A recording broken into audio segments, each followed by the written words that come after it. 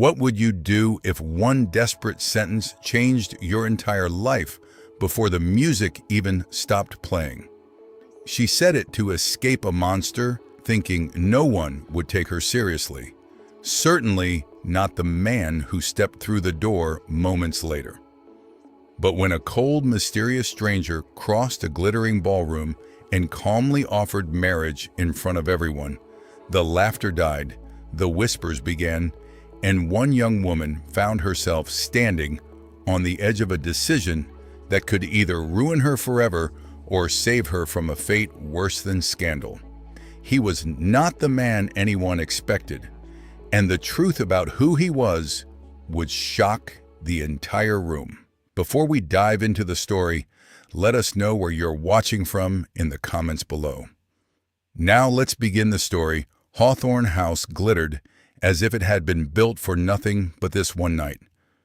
Crystal chandeliers burned overhead, scattering warm light across polished floors and gilded mirrors. A string quartet played a waltz so gentle it might have been meant to soothe anyone who came in with restless thoughts. Champagne moved through the room in silver trays, poured with practiced smiles into glasses that were never allowed to sit empty for long. The guests stood in little islands of conversation, dukes and viscounts, their wives and daughters, men with titles that sounded like entire counties, women whose laughter could cut like glass.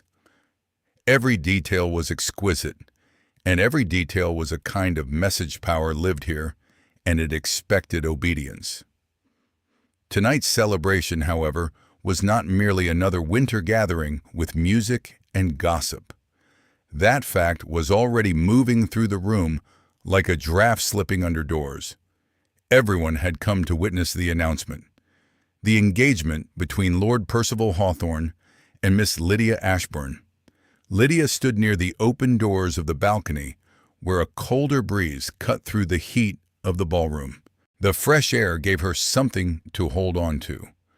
Her gown was a pale blue silk that caught the chandelier light when she moved, chosen by her mother, because it was becoming, because it softened her features, because it might make her appear willing. She was not willing. She kept her gaze outward, as if the night sky beyond the gardens could offer her a new answer. Her fingers tightened around the rim of a lemonade she had not tasted. If she drank it, she thought she might gag. Percival Hawthorne stood close enough that she could feel the warmth of him even through the layers of her dress. He had positioned himself beside her like a guard beside a prisoner, his hand resting on her wrist with an air of casual possession. Not a firm grip, not a visible restraint, something worse, something practiced. He leaned toward her, his voice low and pleasant enough that it could pass as affection to anyone not listening closely. "You must smile, Miss Ashbourne," he murmured. "A bride should look pleased." The word bride slid through her like a blade. Lydia shifted her wrist, trying to ease away, but his fingers subtly tightened. A warning, a reminder. She did not look at him. She could not bear to. "Your lordship," she said softly, keeping her tone even, because that was what women like her were taught, always, even always polite, always harmless. "People are watching." Percival's mouth curved just slightly, as though he had been amused all along. Exactly. Behind them, a pair of ladies in rose-colored gowns had angled their heads toward each other.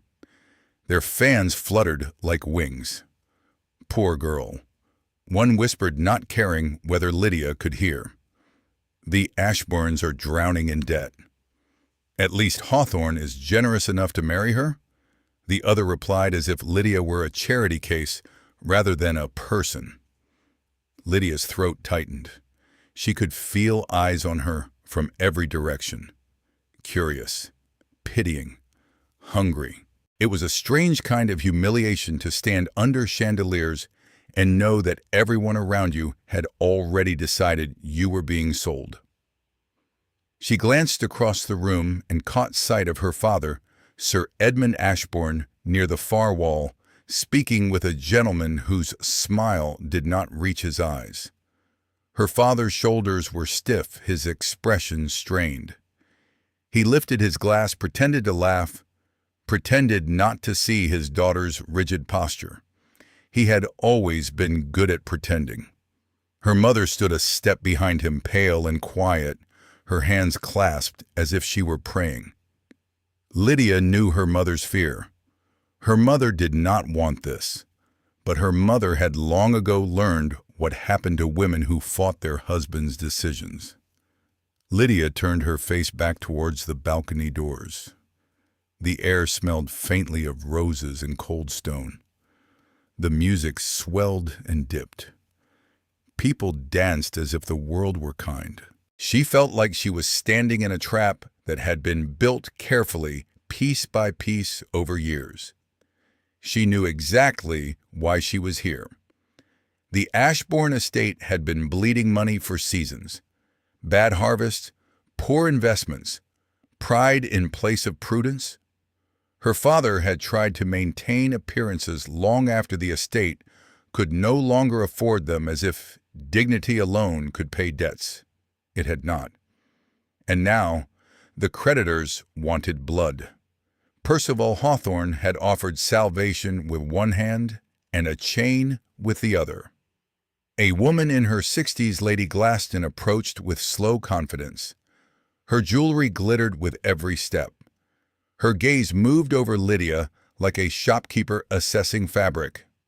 "My dear Lady Glaston," said, "Lord Hawthorne has been most patient with your family. You should consider yourself fortunate." Lydia forced her lips into something that might resemble a smile. "Fortunate is not quite the word I would choose." Lady Glaston blinked, surprised by the honesty, but before she could recover, Percival slipped smoothly into the conversation, taking Lydia's hand again with exaggerated tenderness. "You will learn to appreciate good fortune, Lydia," he said, using her name as if it belonged to him already. Lydia looked straight into his eyes. He had handsome features, perfectly composed. Nothing about his face warned you of what his mind could hold. That was part of his power. He could be cruel without ever raising his voice. "I already appreciate freedom," she replied. Percival's smile did not fade. It sharpened. "Freedom is an overrated concept for wives." The words were spoken lightly, almost as a joke, but Lydia felt her skin go cold. Her mind flickered uninvited toward the stories she had heard in whispers over teacups and behind fans. 2 wives, 2 deaths, one sudden illness, the other a tragic fall down a staircase. No one said murder, no one dared, but no one truly believed in coincidence either. Lady Glaston's gaze slid between them.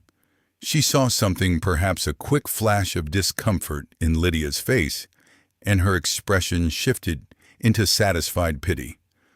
"Well," she said, "I'm sure you will adapt. We all do." Then she drifted away, leaving Lydia standing with Percival's fingers on her skin and the music in her ears as if nothing had happened at all. Lydia needed to breathe. She needed space. She eased away toward the refreshment table under the guise of retrieving a drink. Percival did not follow immediately, perhaps because he was confident she could go nowhere that mattered. At the table, among glasses of champagne and crystal bowls of sugared fruit, Lydia found her one true refuge in this room: Charlotte Fairley. Charlotte was not as wealthy as some of the guests, but she was well-bred and sharp-eyed. Her brown hair was pinned neatly, and she held her posture like someone who had been trained for society yet never fully surrendered to it. When Charlotte saw Lydia approach, her expression tightened with concern. "You look as if you might faint," Charlotte whispered. Lydia's breath came out in a thin laugh. "I would rather faint than stand beside him another minute." Charlotte reached for Lydia's hand and squeezed it hard, as if trying to anchor her. Perhaps things will not be so terrible. The kindness in Charlotte's voice nearly broke Lydia. Almost. Lydia swallowed and tried to keep her composure. She leaned in, her voice dropping. "Charlotte, do you know what the worst part is?" Charlotte searched her face. What Lydia's eyes swept the room, the gowns, the jewels, the laughing men, the smiling mothers. "Everyone here knows exactly what is happening," she said, "and no one cares." Charlotte opened her mouth, then closed it. There was nothing to argue. In this world, debts were a stain, and daughters were often the cloth used to wipe it away. Lydia stared down at her untouched lemonade. Her fingers trembled. She was so tired, tired of being graceful, tired of being agreeable, tired of being someone other people could decide for. She looked toward the grand double doors at the far end of the ballroom. They were tall, carved, and heavy. Behind them lay hallways, staircases, a world of servants and shadows. And beyond that, beyond Hawthorne House, London itself, glittering and cruel. She turned back to Charlotte, and the words rose out of her before she could stop them. Not screamed, not declared, spoken softly like a confession you made when you no longer believed your life could change. "I would marry the first man through that door before I marry him." Charlotte's eyes widened. "Lydia, you cannot say such things." Lydia's mouth curved in a humorless smile. "I already did." Charlotte shook her head quickly, scanning the room. No one heard. Lydia almost believed her. Almost. But the universe, it seemed, had been listening, because at that exact moment, the grand doors opened. Not dramatically, not with a bang, with the slow, heavy movement of something that had weight and purpose. The murmur of the ballroom faltered. The violin's melody thinned, as if the musicians had sensed something shifting and did not yet know whether to keep playing. A servant announced a late arrival, but Lydia barely heard the name. Her gaze had fixed on the figure stepping through the doorway. A man, tall, broad-shouldered, dressed in an understated black coat that looked severe among the fashionable colors of the room. He did not wear any gaudy embellishments, no bright waistcoat, no decorative flourishes meant to impress. Yet he somehow eclipsed every decorated gentleman in the room. He paused just inside the doorway, as if surveying the room before entering it fully. His posture was still, controlled, the kind of stillness that made other people feel suddenly clumsy. His eyes moved over the crowd, and then they stopped. On Lydia. Lydia's heart struck hard against her ribs. She could not explain why. She only knew that the air around her had changed. The man began walking, not hurried, not uncertain, not wandering the room as if searching for someone. He walked straight toward her. Charlotte's fingers tightened on Lydia's hand. "Who is that?" Charlotte whispered, voice strained. Lydia did not answer because she could not. Percival, noticing the shift in attention, turned. His expression tightened, annoyance flickering in his eyes. As the stranger approached, Percival stepped forward as if to block him. Sir Percival said sharply, "This is a private gathering." The man did not look at him. It was as if Percival had spoken to empty air. He stopped in front of Lydia, close enough that she could see the gray in his eyes, steady and cold like winter water. His voice was calm when he spoke. "If you meant what you said, marry me instead." The words dropped into the ballroom like a stone into glass. For a heartbeat, no one moved, no one breathed. Then a wave of whispers began, cautious at first, then spreading quickly. Charlotte made a small choking sound. "Lydia?" Percival stepped closer, face darkening with fury. "This is absurd," he snapped. "Leave immediately."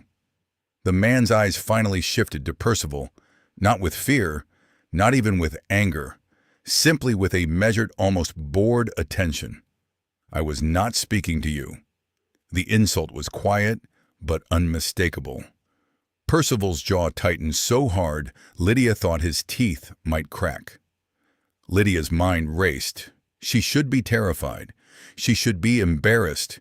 She should be looking for a way to smooth this over before her life was ruined entirely. But her life had already been threatened. Her life had already been sold in spirit, if not yet on paper. And this man, this stranger, had done something no one else in that room had dared. He had offered her an opening. Lydia met his gaze. Her voice came out steady, surprising even herself. "And if I do?" The man did not smile.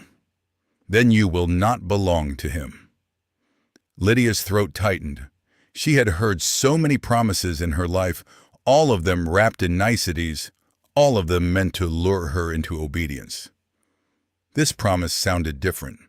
Not romantic, not sweet. Simple, direct. She drew a breath, forcing herself to be rational.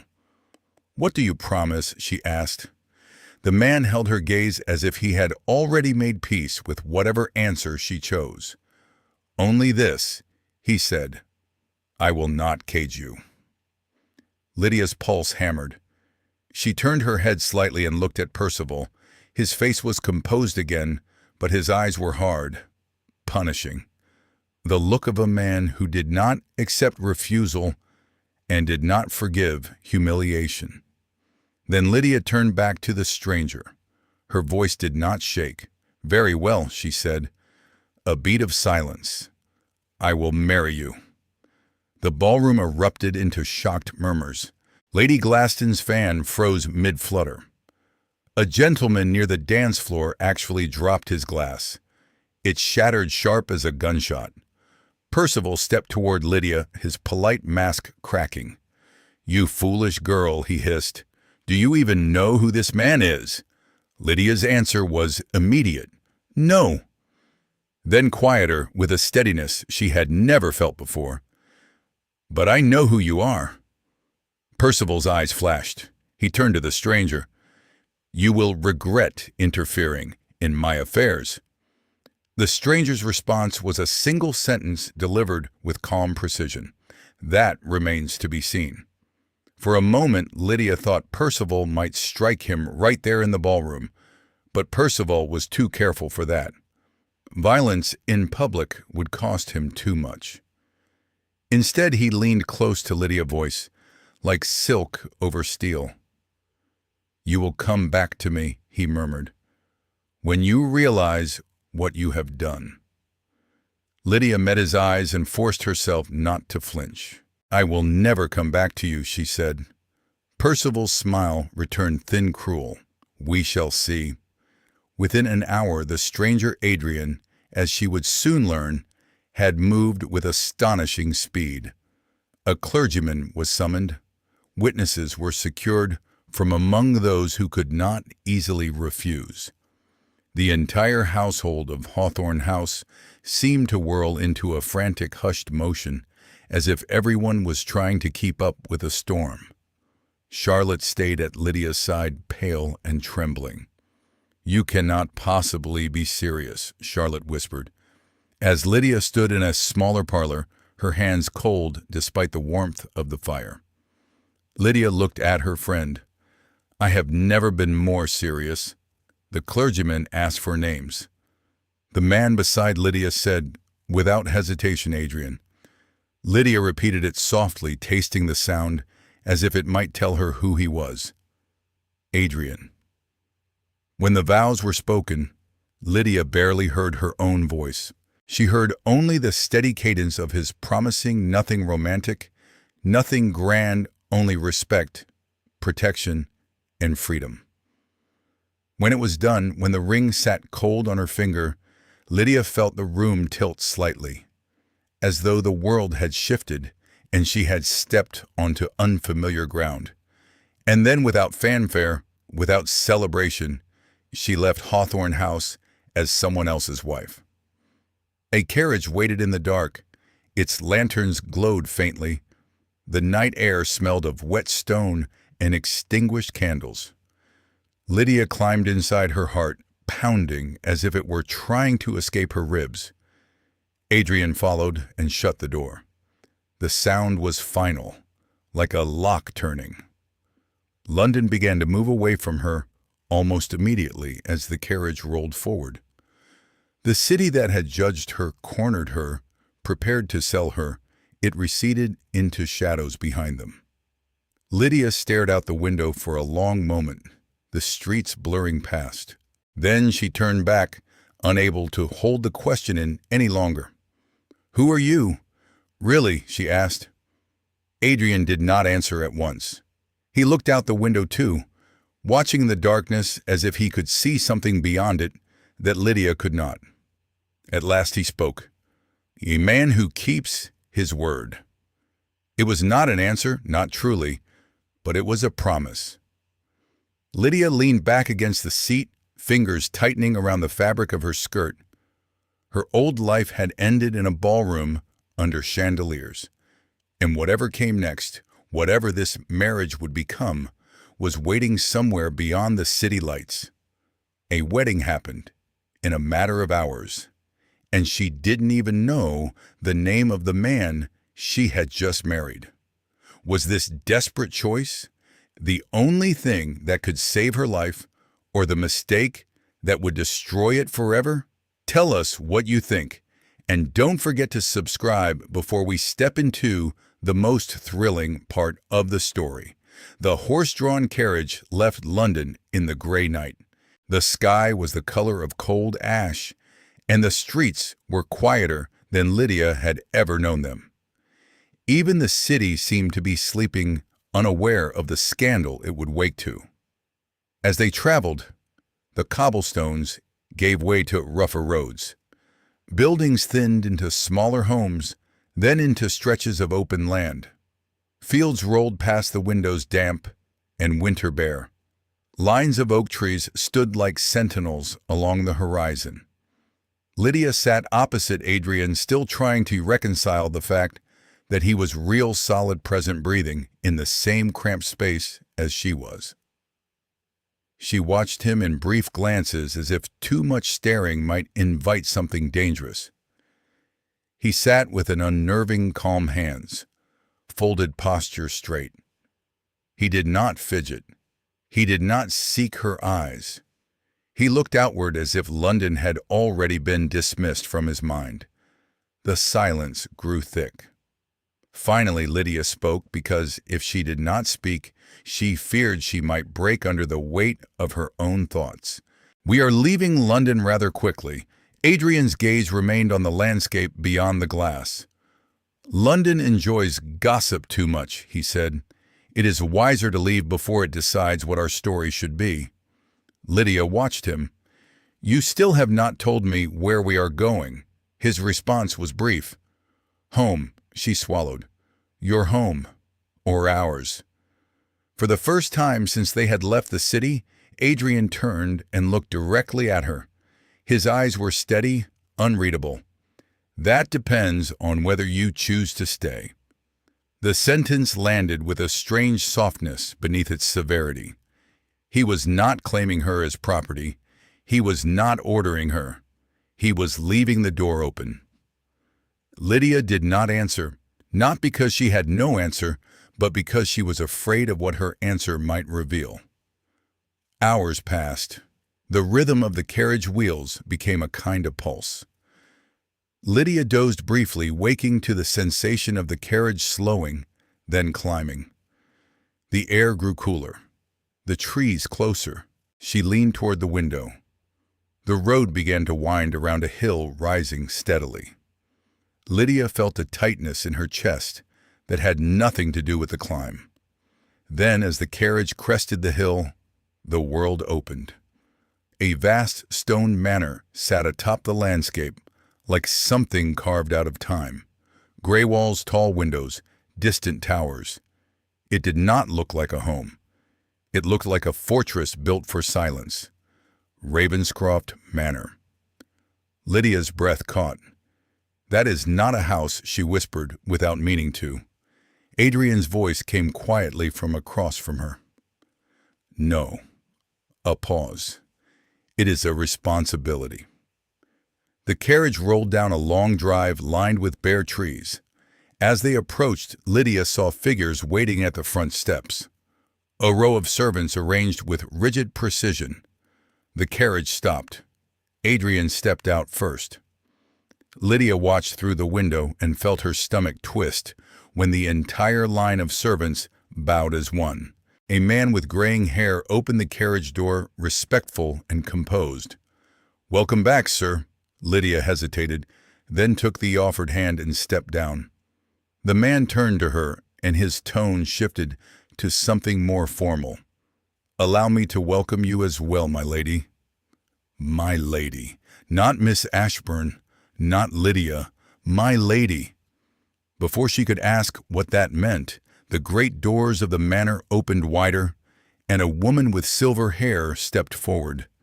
She wore a dark dress and held herself with the unyielding authority of someone who ran a house that could swallow people whole. She bowed deeply. "Welcome home, Your Grace." Lydia froze. The words echoed in her skull, sharp as a bell. She turned to Adrian, her voice suddenly thin. "Your Grace." Adrian's eyes flicked to the woman, then back to Lydia. He did not look apologetic. He looked resigned, as if this moment had been inevitable. The woman lifted her head slightly. "Mrs. Whitcomb," she said, "housekeeper of Ravenscroft Manor." Lydia swallowed. "Ravenscroft," she whispered. The name surfaced in her memory with dreadful clarity. It was spoken in London with a mixture of reverence and unease. A northern dukedom, old wealth, old influence. A man who rarely appeared in society, rumored to be as cold as the stone of his estate. Lydia turned fully toward Adrian. "You are the Duke of Ravenscroft." Adrian did not deny it. "Yes." The word was simple, final. Lydia let out a short laugh that held no amusement. "So I did not marry a stranger, after all." Adrian's expression did not change, but his voice was quietly precise. "You married one who did not introduce himself." Something hot and sharp rose in Lydia's chest. Anger, humiliation, disbelief. "You deceived me." Adrian's gaze held steady. "You would not have accepted if you knew." Lydia's mouth tightened. "No," she admitted, "because it was true." Adrian gave a small, almost imperceptible nod. Then the truth would have changed nothing. Lydia stared at him, stunned by the simplicity of his logic. She wanted to argue. She wanted to accuse him of manipulation. But a colder part of her mind whispered that he had done exactly what she had done. He had taken an opening. He led her inside. The great hall was vast. The ceiling soared overhead. A double staircase curved upward, framed by portraits of stern men and elegant women who looked as though they had never laughed in their lives. The air smelled of polished wood and old stone. Lydia's footsteps echoed too loudly. She stopped in front of one portrait, a duke with the same gray eyes Adrian carried. "Your family?" she asked quietly. "Several generations of them," Adrian replied. Lydia turned to face him. "You could have told me." He looked at her with that same calm intensity. "Would you have said yes?" She hesitated only a moment. "No." Adrian's mouth twitched, not quite a smile, not quite anything. Then the truth would have changed nothing. He moved toward the tall windows that overlooked the gardens. Lydia followed, her thoughts racing.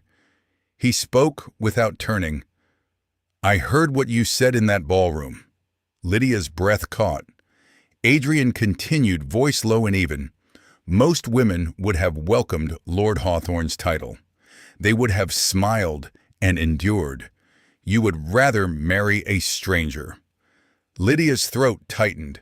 Because a stranger might still have a conscience, she said. Adrian turned his head slightly, studying her with an intensity that made Lydia feel exposed.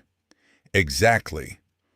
She forced herself to ask the question that had been burning since the moment he spoke in the ballroom. So you married me out of curiosity? He shook his head. Out of practicality. He met her eyes. I needed a wife, a beat. You needed an exit. The bluntness of it should have been insulting. Instead, it felt relieving. There was no pretense here, no poetic lies, no false promises of affection. Lydia crossed her arms, trying to hold on to her dignity. And what now? She asked. Adrian's gaze remained steady. There will be conditions. Lydia lifted a brow. I suspected as much. He began listing them as if reciting terms of a contract, yet each term was something Lydia had never expected to be granted. You may manage your own time, he said. You may keep your own friends. And you will not be pressured to produce an heir before you wish to. Lydia blinked, caught off guard. You speak as if you are negotiating a treaty. Marriage often is, Adrian replied. Lydia narrowed her eyes. And what do you expect from me? His answer came without hesitation. Honesty. Just that, honesty. Lydia exhaled slowly. The anger in her chest shifted, uncertain of where to go. Mrs. Whitcomb appeared again, silent as a shadow, and gestured toward the staircase. Your rooms have been prepared, my lady. Lydia followed her steps slower, now her mind spinning. As they climbed, Lydia glanced at the older woman. Does the Duke often bring home wives without warning? Mrs. Whitcomb's mouth curved into the faintest smile. No, my lady. A pause. This is the first time he has brought anyone home at all. The word struck Lydia more deeply than she expected. Not because they were romantic, they were not, but because they hinted at solitude, long-chosen solitude. Her chambers were spacious and bright, a sitting room with tall windows and a bedroom beyond. The fire in the hearth had been lit. Fresh flowers sat on a table. Everything had been prepared with unsettling efficiency, as if the house itself had been waiting. When Mrs. Whitcomb left, Lydia wandered the corridors, trying to understand the place that had become her new world. The manor was quiet, not the pleasant quiet of peace, but the profound quiet of a place where voices were rare. Windows looked out on gardens, a distant lake, rows of bare trees. A young footman passed by, head bowed. When Lydia paused him, he looked startled. Does His Grace often entertain guests? She asked. The footman hesitated, then shook his head. Rarely, my lady. Why? The boy's eyes flicked down the corridor as if checking whether the Duke might appear. He prefers quiet, he said finally, and hurried away. That evening, Lydia was shown to a smaller dining room rather than a grand hall. Adrian was already seated when she entered the table set for two. Candles flickered softly. The atmosphere felt less like a public performance and more like a private arrangement. He rose when she stepped inside, not with warmth but with courtesy. They ate in near silence at first. Lydia's appetite was poor, but she forced herself to take small bites. She needed to appear steady. This house, she sensed, respected steadiness. Finally, Lydia asked, unable to keep her curiosity restrained. Do you always live this quietly? Adrian's fork paused briefly. Quiet places reveal the truth about people, he said. Lydia tilted her head. And London does not. Adrian's gaze lifted cool and clear.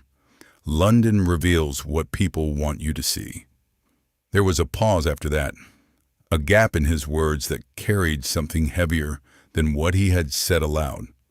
Lydia sensed a door in him, locked, guarded, not easily opened. She did not press, Not yet. Instead, she asked something safer, something that might build a bridge rather than threaten one. "What do you do," Adrian said suddenly, "when you are not attending dreadful parties?" Lydia looked up, surprised by the question. His tone was not mocking. It was almost curious. "I paint," she answered. Adrian's brows lifted slightly. "Paint? Yes," Lydia said, a little wary. "Mostly landscapes." A faint silence, as if he were processing the information. Then Adrian said simply, "There is an unused gallery in the East Wing." Lydia blinked. "You may use it." The words were plain, but Lydia felt their weight. He had not dismissed her interest. He had not mocked it. He had offered her space. Why, she asked before she could stop herself. Adrian's gaze met hers. "Because you live here now," he said. "And nothing in this house is more valuable than your comfort." It was the closest thing to kindness she had heard from him. Not tender, not sweet, but real. That night Lydia stood at her bedroom window looking down at the dark gardens of Ravenscroft. The trees swayed slightly in the wind. The manor felt vast and lonely, as if it had been built for someone who did not expect to be loved.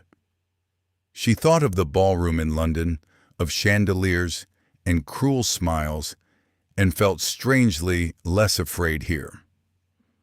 The walls were cold, but the air did not feel predatory. A soft knock came at her door. Lydia turned. Adrian stood in the doorway, his silhouette framed by corridor light. "Are you settling in?" he asked. Lydia hesitated, then answered honestly. "Better than I expected." Adrian nodded once. "Good." He did not step inside. He did not linger in a way that would make her uneasy. He simply stood there, as if verifying that she was safe. Lydia watched him, an unfamiliar emotion tightening in her chest. Not love, not yet, but something like reluctant gratitude. "I thought I married a stranger," she said quietly. Adrian's gaze held hers for a moment longer than necessary. "You did," he replied. A pause then. "You simply married one who intends to remain." Lydia's breath caught.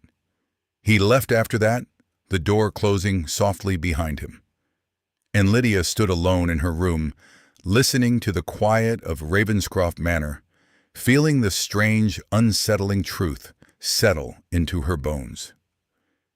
She had traded one cage for another, or so she had feared. But this cage had an open door, and the man who held the key did not seem eager to lock it. The first weeks at Ravenscroft passed with a kind of uneasy quiet that Lydia did not trust. The manor was immense, but it did not swallow her the way she had feared it might. The servants moved with soft precision, respectful without being intrusive. Mrs. Whitcomb managed the household like a general who never raised her voice. Fires were lit before Lydia entered a room. Hot tea appeared when the weather turned damp. Curtains were drawn at dusk, as if darkness were an old enemy the house had learned to anticipate. Adrian kept his distance in a way that felt deliberate rather than dismissive. He did not hover. He did not watch her as Percival had watched her, like a possession to be guarded. He appeared at meals, spoke with measured politeness, asked questions that were almost clinical, yet those questions showed he was listening. "Did you sleep?" he asked one morning, glancing up from his coffee. "Yes," Lydia answered, after a brief pause. "More than I expected." "Good," he said, and returned to his paper. It was strange, Lydia thought, how that simple word could feel like a roof being placed over her head. She spent hours in the East Wing gallery he had offered. It smelled of dust and old varnish, the tall windows throwing cool light across empty walls. A canvas arrived within 2 days of her mentioning she had none. A set of paints followed quietly, placed no announcement, no suggestion that she should be grateful. When she asked Mrs. Whitcomb who had arranged it, the housekeeper only said, "His Grace gives orders. We follow them." "And does His Grace often give orders about paint?" Lydia asked. Mrs. Whitcomb's mouth curved faintly. "Not until you arrived, my lady." Lydia told herself not to let it mean anything, yet peace, she learned, was never granted without a price. Not to women, not to anyone who had been watched by society.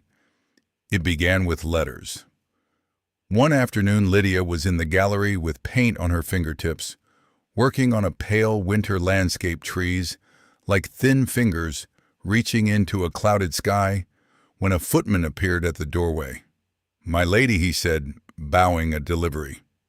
Lydia wiped her hands on a cloth and took the stack. 3 envelopes, all sealed, all bearing London marks.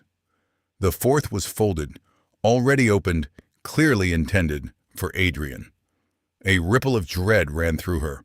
London, she thought. Of course. She carried the letters downstairs and found the manor study half-open voices inside. Adrian's voice low-controlled, another man's voice warmer with an edge of frustration. Lydia hesitated, then knocked gently. "Enter," Adrian called. She stepped into a room that smelled of ink and leather. Adrian stood near the desk, tall and still as ever. Beside him was a man in his early 30s with the same gray-eyed family resemblance, though softened by a gentler mouth. Lord Benedict Ravenscroft, Adrian's cousin, whom Lydia had met only briefly the week before. Benedict held a newspaper in his hand like it had offended him. Adrian looked up as Lydia entered, his gaze flicking to the letters in her hand. "More post," Lydia said. Benedict snorted. "From the city, no doubt. London can't resist." He placed the newspaper down on Adrian's desk with a flat, decisive motion. "Adrian," he said, voice tight, "you might want to see this." Adrian's expression did not change, but something sharpened in his eyes. He took the paper and skimmed the front. Lydia watched his face for signs. Anger, surprise. Anything but Adrian read, as if he were reviewing a bill for household repairs. Benedict leaned back against a shelf, arms crossed. "It's already everywhere." He said, "Every drawing room in London is talking about it." Lydia stepped closer, uneasy. Talking about what? Benedict's gaze shifted to her sympathy, tightening his mouth. "You might not wish to hear it, Lady Ravenscroft?" Adrian folded the paper slowly, then glanced at Lydia as if choosing how much truth to give. "They believe you trapped me," he said simply. Lydia blinked. "What?" Benedict let out a harsh breath. "They're saying you seduced the Duke of Ravenscroft, broke your engagement for a higher title, and staged that entire ballroom scene like a performance." Lydia's fingers tightened on the letters. For a moment she felt as though Hawthorne House had returned around her chandeliers and whispers pressing in. Adrian laid the paper on the desk. Benedict looked at him. "Percival Hawthorne moves quickly." Adrian's answer was quiet. He always did. Benedict's jaw clenched. "And what will you do about it?" Adrian met his cousin's gaze with chilling calm. "Nothing." Benedict stared at him, disbelief and anger rising. "You are going to let London tear apart your wife's reputation?" Adrian's voice did not shift. "London grows bored quickly."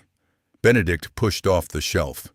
"Women's reputations don't grow back the way men's do. You know that." Adrian did not deny it. He simply looked back down at the paper and then at Lydia's pale face. Something in his expression altered slightly, almost imperceptibly, as if he'd seen the cost land on her. Lydia did not ask to read the article. She already knew what it would say. She had lived her life under the weight of assumptions. Still, she forced her voice steady. So Hawthorne is behind this. Benedict gave a humorless laugh. Who else would benefit? He was humiliated in public. He'll do what men like him do when they're denied. Lydia's stomach twisted. He'll punish me. Adrian's gaze lifted. He will try. Benedict looked between them. Adrian, you cannot simply ignore it. Adrian's voice remained controlled, but there was steel beneath it. I am not ignoring it, he said. I am measuring it. Benedict threw up his hands. Measuring it.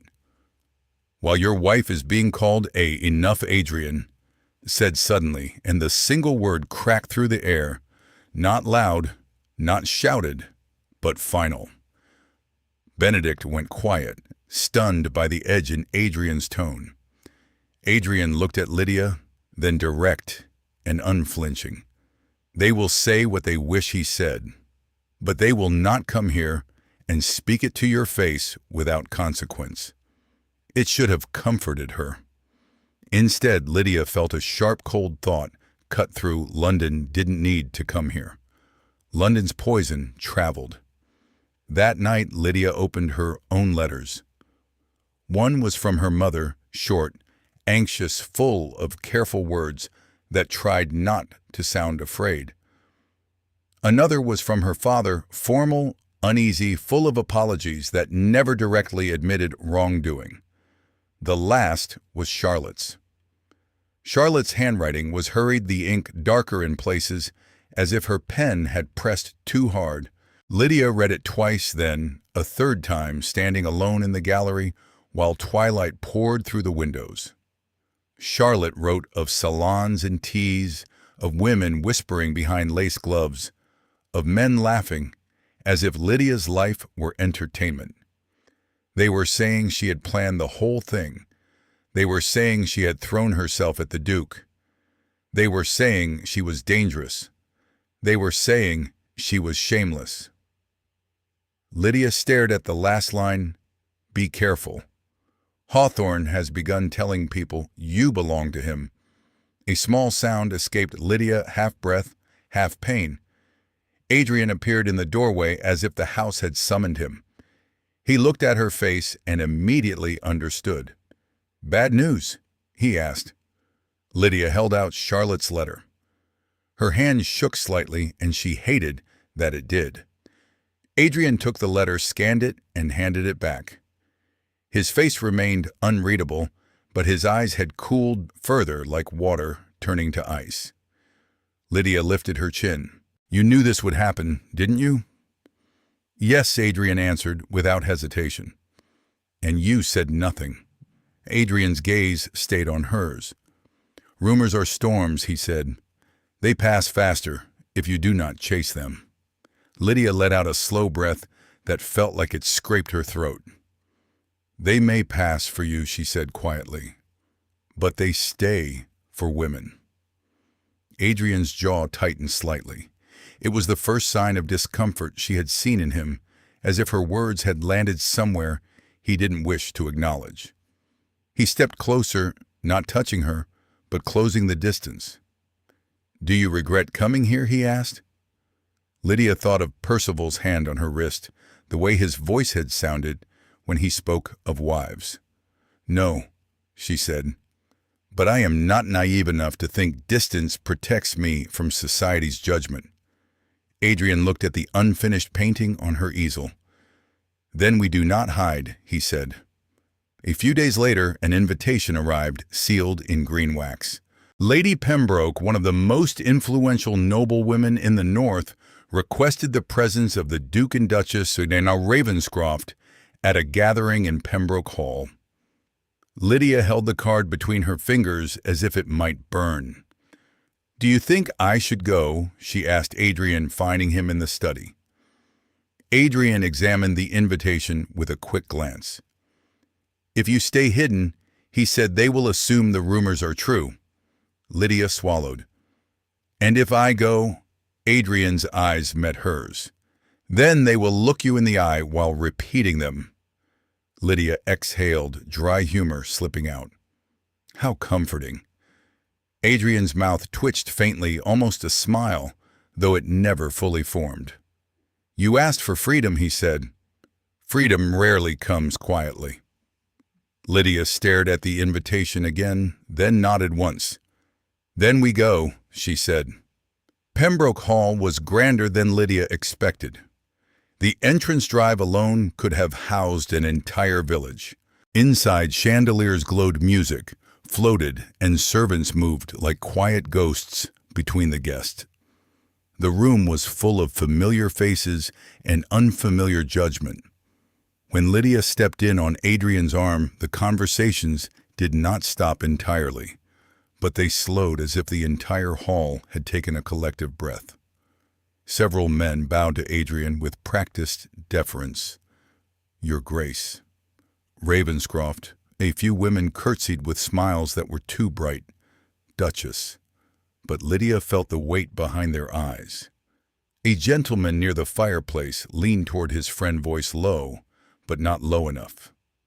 "So that is the Ashbourne girl." Lydia kept her spine straight and moved forward as if she had not heard. Adrian's hand remained steady beneath hers, no squeezing, no reassurance by touch, just a constant presence. Lady Pembroke herself approached with a smile that was both welcoming and measuring. "Your Grace," she said, curtsying. "And Duchess Ravenscroft, we are delighted you could join us." Lydia returned the curtsy, her voice calm. "Thank you for having us, Lady Pembroke." Lady Pembroke's gaze lingered a fraction too long on Lydia's face, as if searching for signs of guilt or cunning. "My dear," she said softly, "society is rarely kind to a woman who refuses the ending others have written for her." Lydia's stomach tightened, but she forced herself to answer evenly.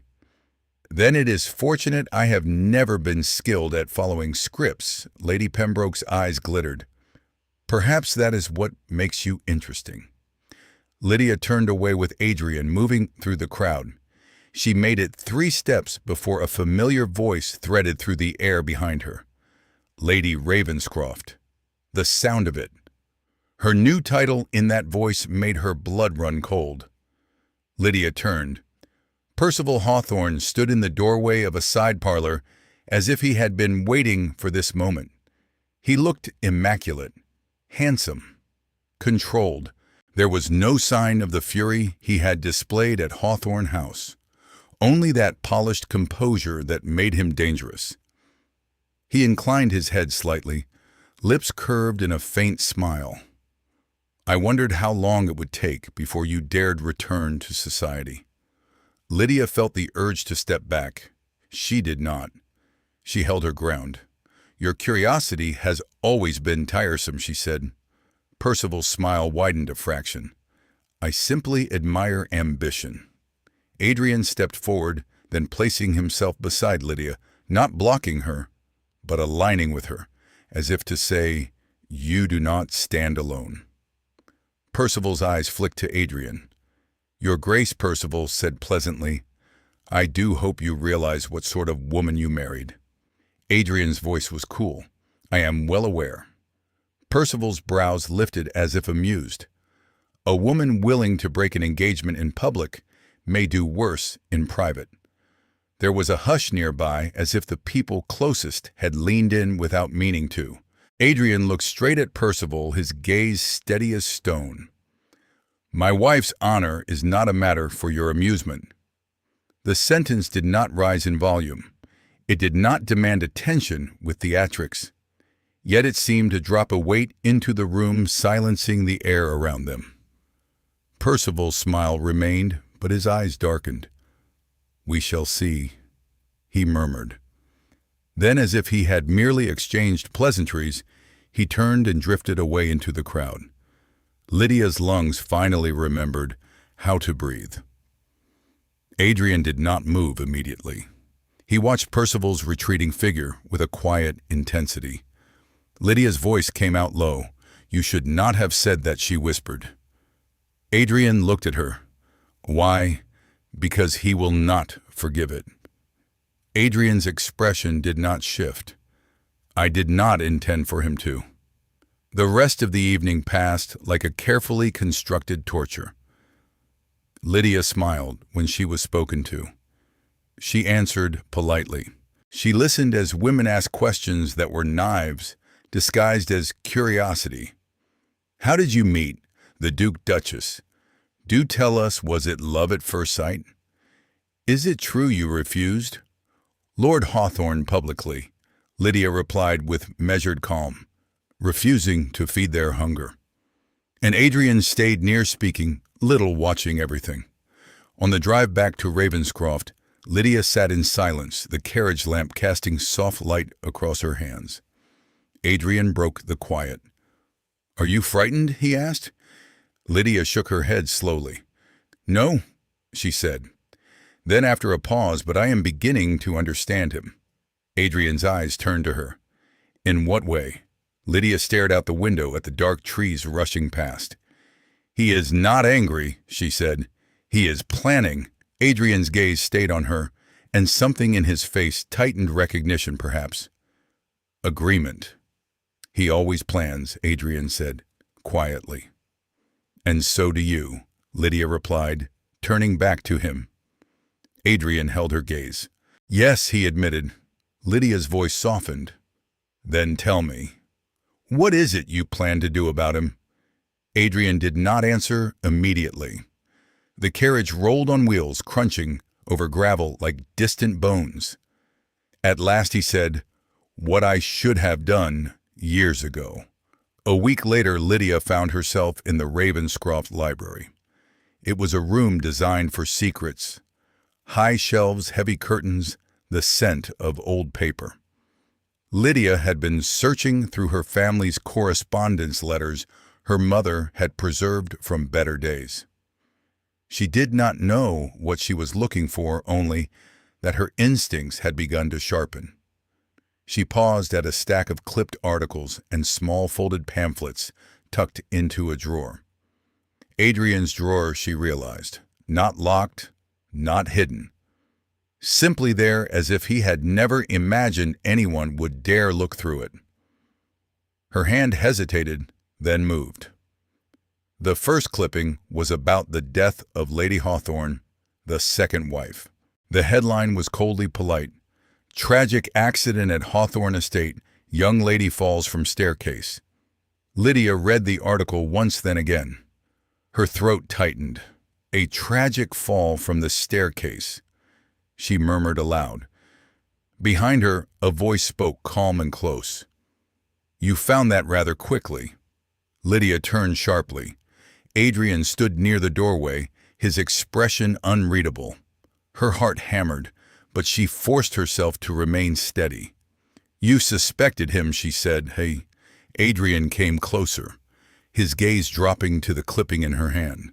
"For years," he admitted. Lydia set the article down. "If he killed them," she said, voice low, "why has no one proven it?" Adrian's eyes lifted to hers. "Because Hawthorne is careful." Lydia's fingers curled. "Careful men still make mistakes," she said. Adrian studied her, something like wary respect flickering in his eyes. "Are you suggesting we look for them?" he asked. Lydia took a slow breath.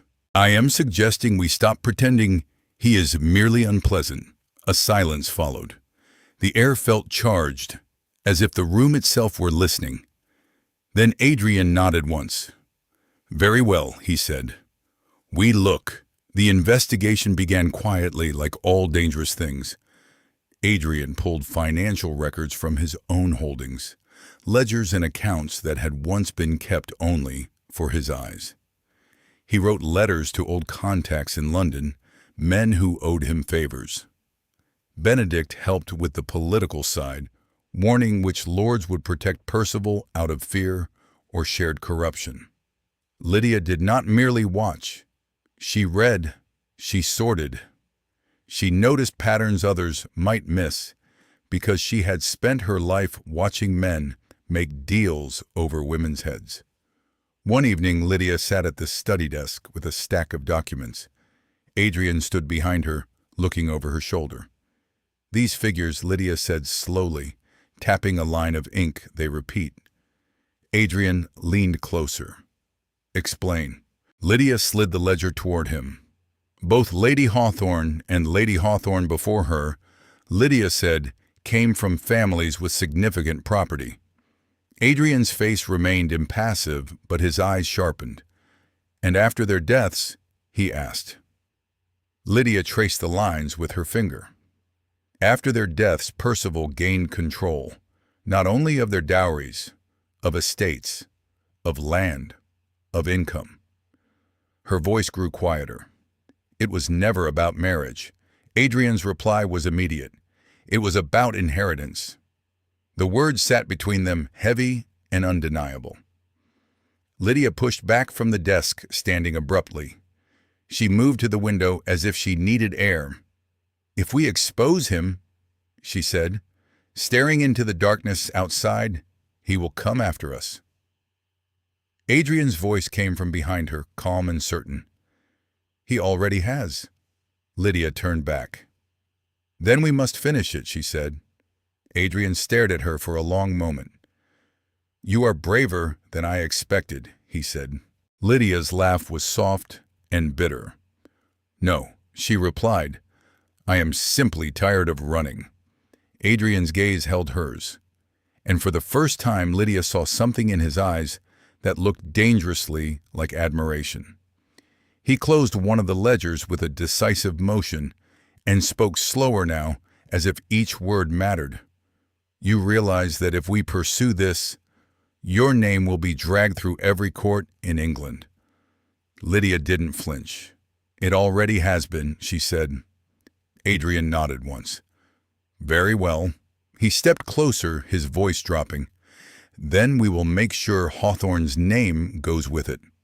The weeks that followed felt like walking toward a cliff edge. Adrian and Benedict arranged a special hearing, an extraordinary gathering at Westminster Hall, framed as a matter of legal concern regarding inheritance disputes and suspicious transfers. It was an invitation most lords could not refuse without appearing complicit. Percival was summoned. Lydia's presence was debated quietly behind doors.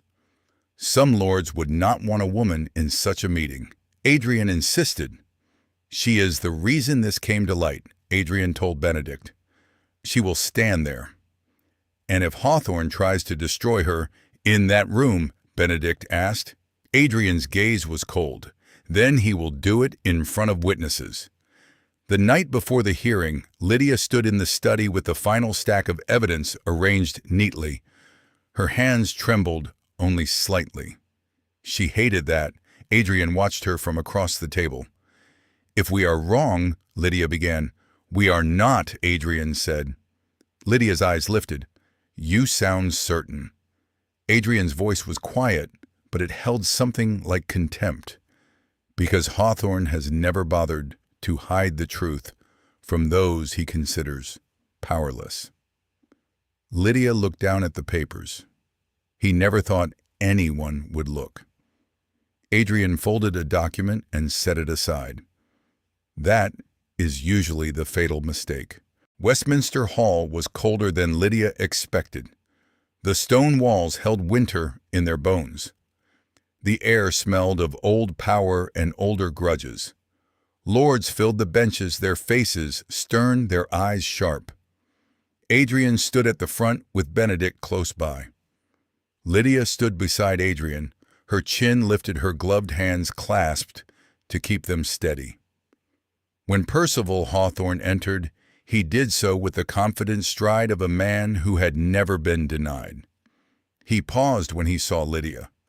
Something flickered in his eyes, surprise then satisfaction, as if he had been hoping for this opportunity. Your Grace, Percival said lightly. Bowing toward Adrian, I was told this meeting concerned legal matters. I did not expect a performance. Adrian's reply was calm. You will find that the law and performance are often the same thing. Percival's smile tightened, but he took his seat. The hearing began. Adrian stepped forward, his voice carrying through the hall without the need for raised volume. Lord Hawthorne has married twice. A few heads nodded. This was known. Adrian continued. Both wives died unexpectedly. Percival lifted one shoulder in a casual shrug. Tragic accidents. Adrian placed a folder on the table. Until we examined the financial records following those accidents. A murmur ran through the room. A lord near the front leaned forward. What are you implying, Ravenscroft? Adrian did not hesitate. That Lord Hawthorne has built his fortune through inheritance from wives who did not live long enough to enjoy their marriages. Percival's smile remained, but Lydia saw it just for a second, his fingers tightening on the arm of his chair.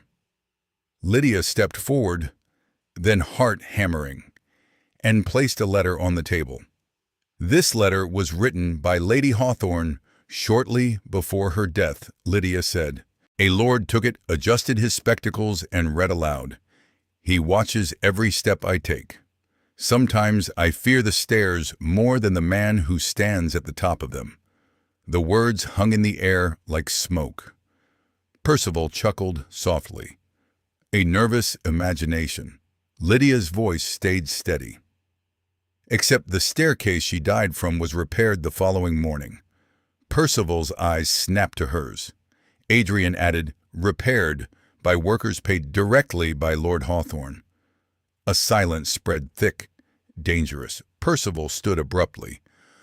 You dare accuse me of murder based on gossip, he demanded, voice rising. Adrian looked at him unblinking. No. Then Adrian placed another document on the table, based on bank transfers signed by you the night before her death. The hall went utterly still. Percival stared at the paper as if he could burn it with his eyes. His jaw clenched. His breathing turned shallow. For the first time, his polished mask cracked. This is, he began. A lord stood, voice stern. Lord Hawthorne, these documents require investigation. Percival looked around the hall. No one defended him. No one met his eyes with loyalty.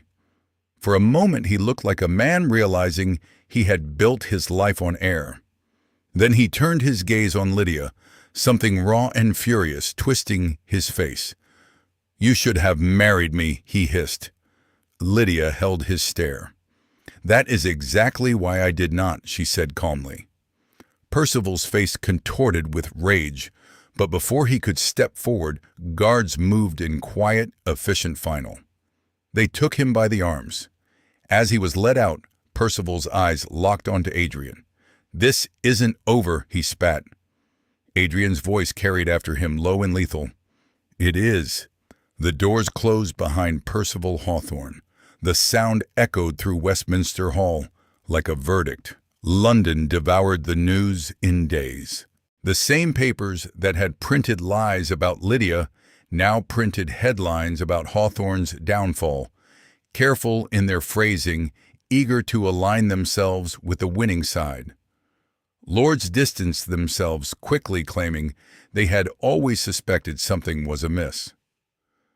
Women who had sneered at Lydia now spoke of her courage with bright smiles. Lydia read the reports in Ravenscroft's sitting room, the fire crackling softly. It was strange to see her story transformed into ink, strange to see society reshape its cruelty into applause as if it had never been cruel at all. Charlotte's letter arrived a week later.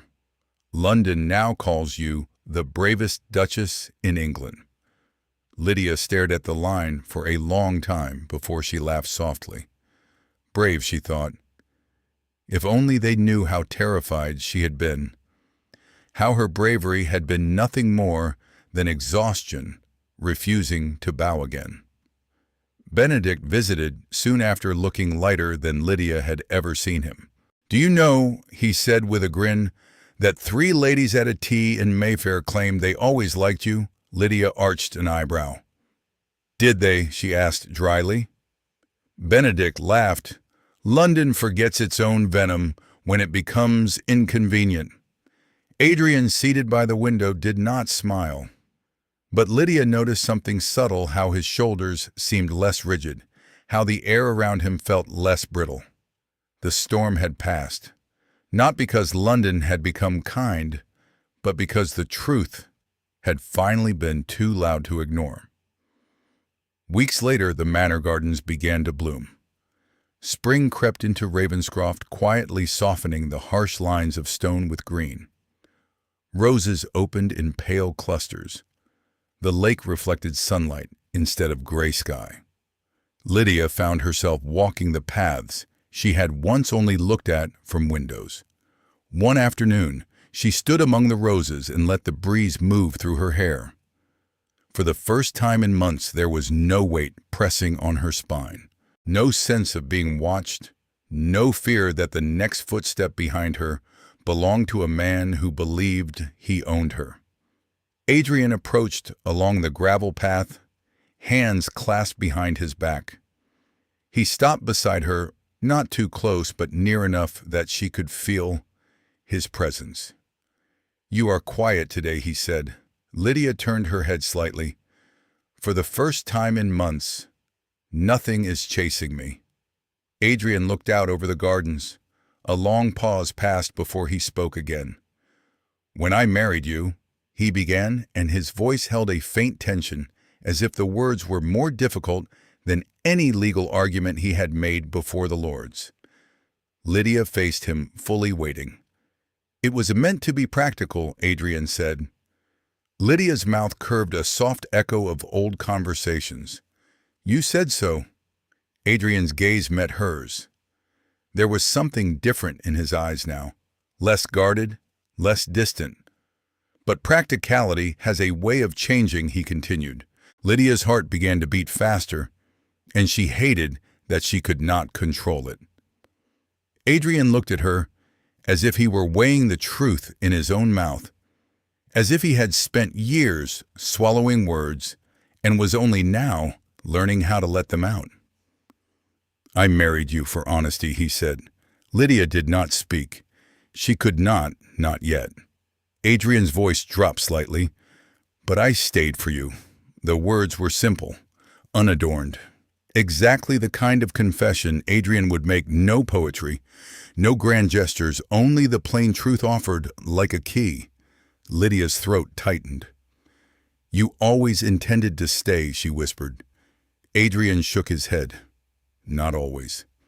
Lydia let out a breath that was almost a laugh. "I suppose that makes two of us," she said, and the words surprised her with their own honesty. Adrian's gaze softened so slightly that Lydia might have imagined it if she had not been watching him so closely. They stood in silence for a moment, the roses around them shifting gently in the wind.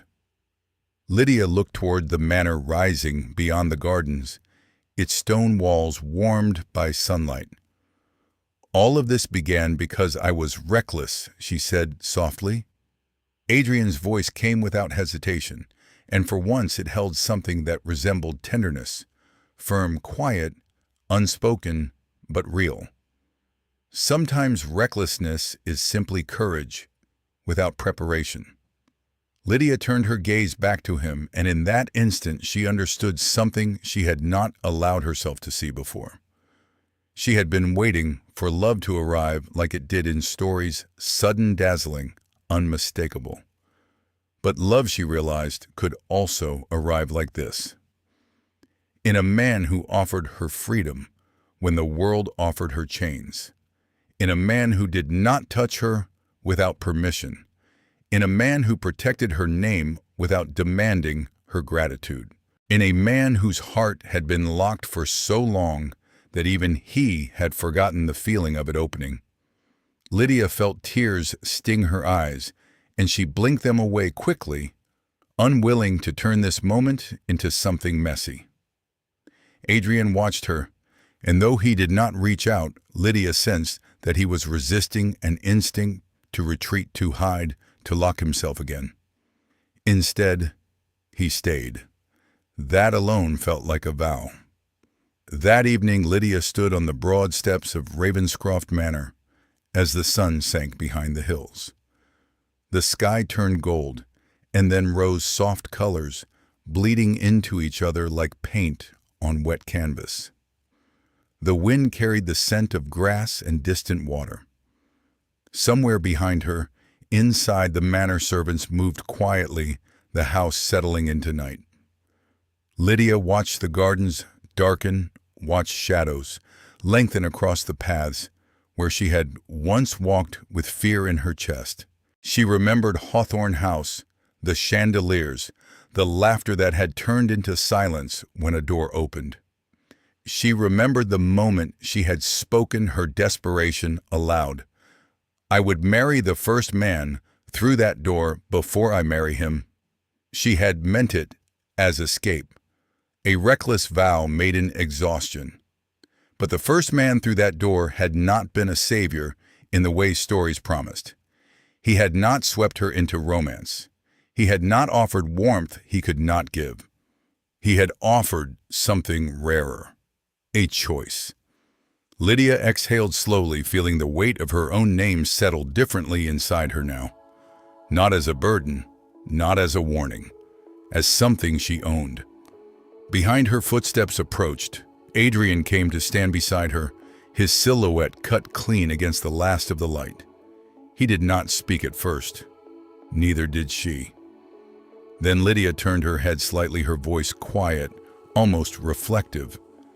"I thought I married a stranger," she said. Adrian's gaze remained on the horizon.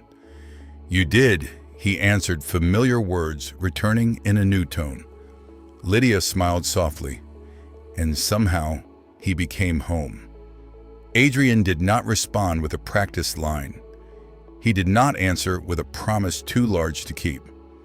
He simply stayed beside her as the sun disappeared, steady as stone, warm in the only ways he knew how to be. And Lydia understood with a clarity that felt both terrible and beautiful that the life she had stumbled into through one reckless sentence and one open door was not the life society would have chosen for her. It was better, because for the first time, it was hers. And so a reckless sentence spoken in desperation led Lydia not to ruin, but to a life she finally chose for herself. Sometimes the door we fear the most is the one that opens the path to freedom. Thank you for listening to this story. If you enjoyed it, don't forget to like, share your thoughts in the comments, and subscribe to the channel for more unforgettable stories like this one.